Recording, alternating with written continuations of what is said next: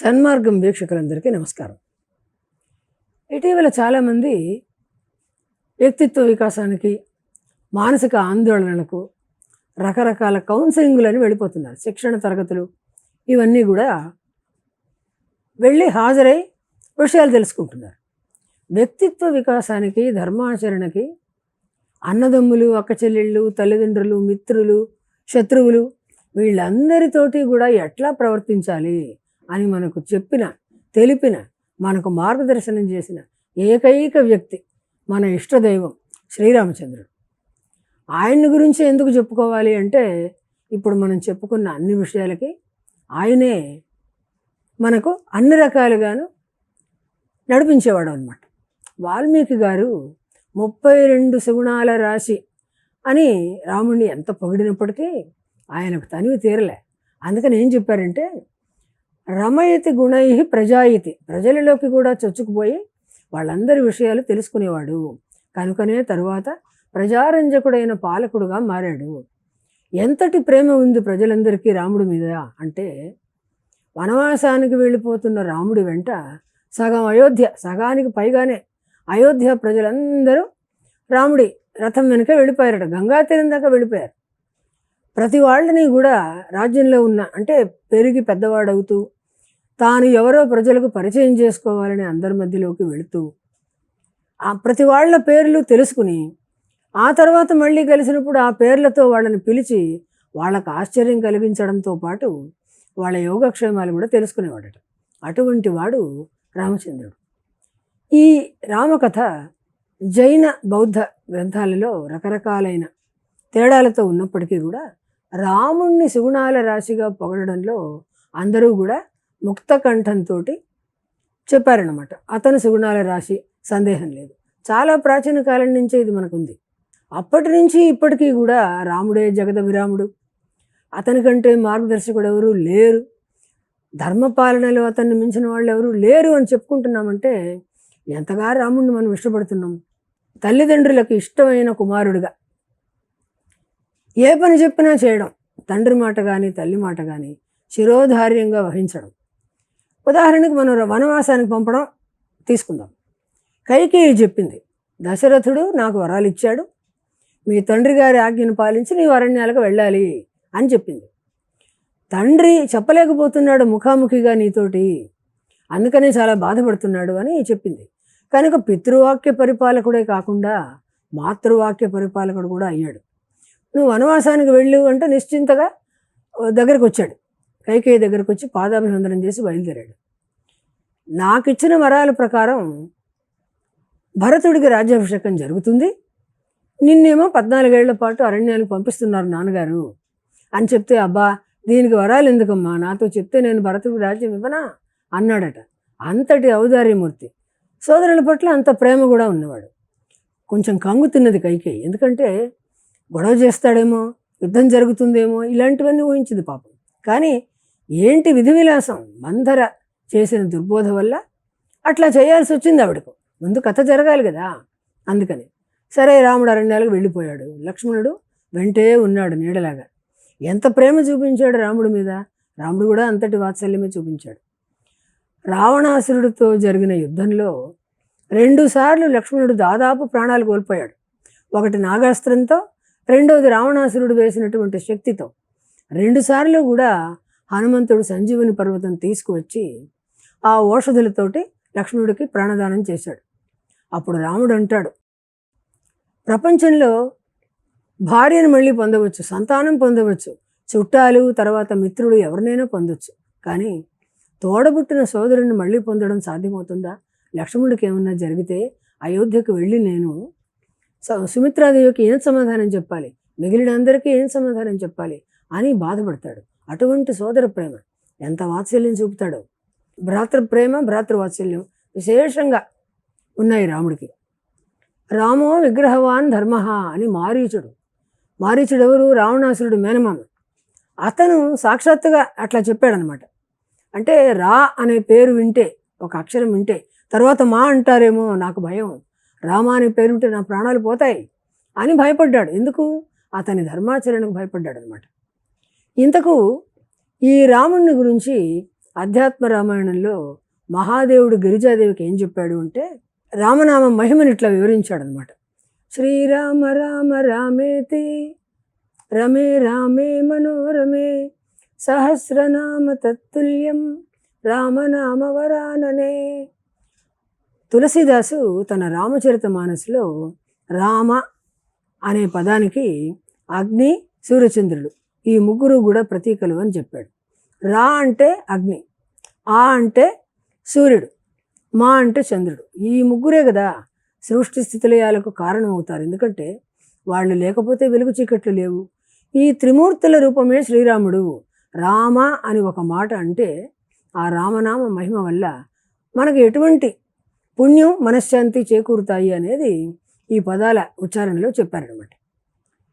రామాయణం చదువుతుంటే, చదవడం ఏమిటి, ఎన్నిసార్లు విన్నా, ఎన్నిసార్లు ఒకళ్ళకు చెప్పినా కూడా మనకి ఎప్పటికప్పుడు కొత్త సంగతులు స్ఫురిస్తూనే ఉంటాయన్నమాట. అంటే ఇందులో విశేషం ఏం లేదు, మనం చెప్పుకోవడంలో విశేషం కాదు. ఆ రామ కథలో, ఆ రామనామంలో ఉన్నటువంటి ఘనత అదంతా కూడా. దేవతలను మనం ఎంతో భయభక్తులతో, శ్రద్ధాశక్తులతో కొలుస్తూ ఉంటాం. కానీ రాముడి సంగతికి వచ్చేటప్పటికీ ఆయన ఎవరు? ఎంతో ఇష్టదైవం అయినప్పటికీ మనకు మన ఇంట్లోనే తిరుగుతున్న ఒక పిల్లవాడు, మన ఇంట్లోనే తిరుగుతున్న ఒక స్నేహితుడు, అట్లా ఉంటుందన్నమాట. అందుకనే మన వాళ్ళు చూడండి, రామారావు, రామసుబ్బయ్య, సుబ్బరామయ్య, రాఘవ ఇట్లాంటి పేర్లన్నీ పెట్టుకుంటూ ఉంటారనమాట. ఇంకా ఎట్లాంటి మంచివాడు ఈ పిల్లవాడు, ఒక అబ్బాయిని గురించి చెప్పాలి మనోటి, ఈ పిల్లవాడు ఎట్లాంటి వాడు, రాముడు ఎంతటి మంచివాడండి అంటారు. ఇంకా మనం వెనక్కి వెళ్తే మా చిన్నప్పటి 1-2 తరగతుల పుస్తకాల్లో మొట్టమొదటి పాఠం రాముడు మంచి బాలుడు అనే వాక్యంతో మొదలవుతుంది. అట్లాంటి వాక్యం లేని పుస్తకాలు ఇవాళ ఉన్నాయో లేదో నాకు తెలియదు. మా చిన్నతనంలో రామాయణంలో శ్లోకాలు, అందులో కథలు, భాగవత భారతాల్లో పద్యాలు ఇవన్నీ కూడా తెలుగు అచ్చు పుస్తకంలో మాకు పాఠ్యాంశాలుగా ఉండేవన్నమాట.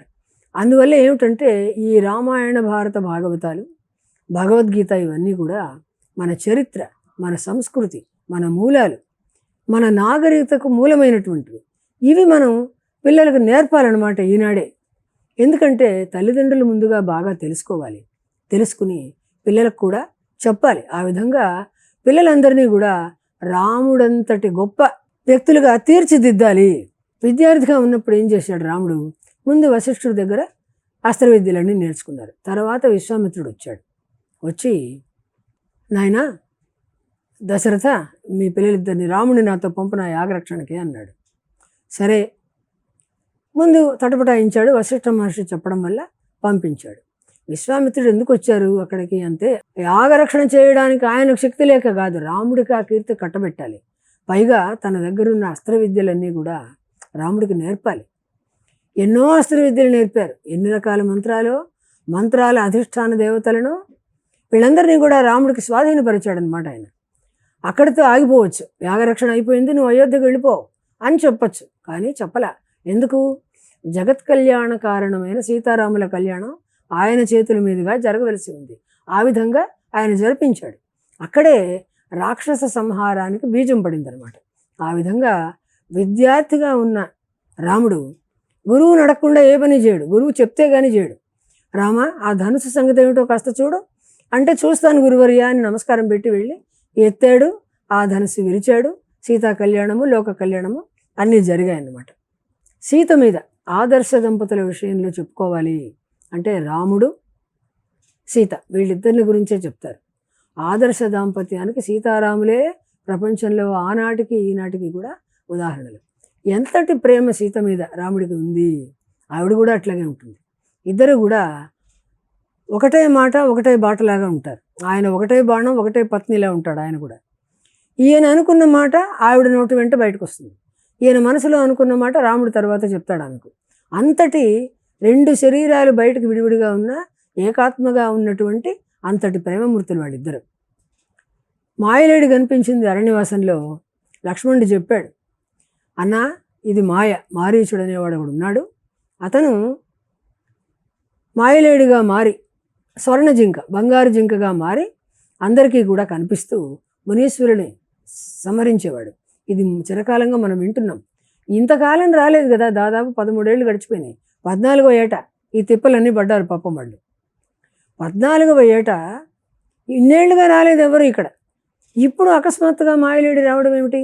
ఇది మాయే, వద్దు అంటే కోరక కోరక ఒక కోరిక కోరిందయ్యా మీ వదిన, తీర్చకపోతే ఎట్లా నేను?